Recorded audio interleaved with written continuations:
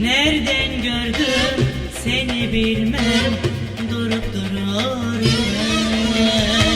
hayatımı değiştirdin, aklımı çaldın.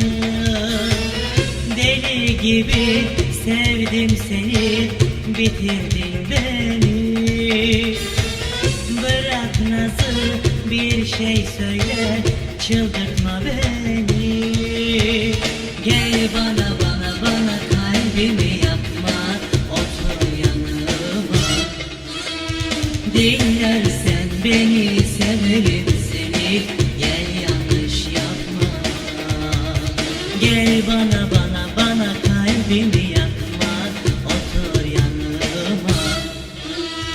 Dinlersen beni, severim seni, gel yanlış yapma.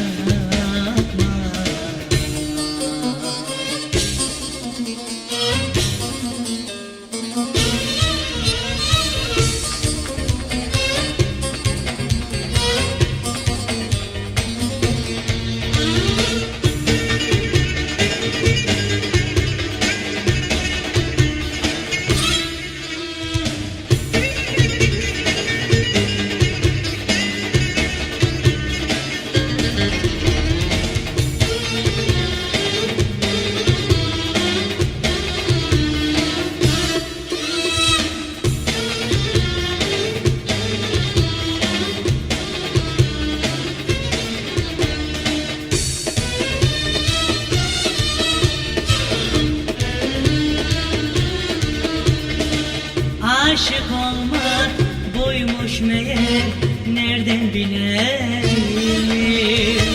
Hayatımı değiştirdi bu sevda benim. Bu aşk beni buldu, nasıl edeyim. Başa gelen çekilirmiş, nereden bileyim. Gel bana kalbimi yakma, otur yanıma. Dinlersen beni, severim seni, gel yanlış yapma.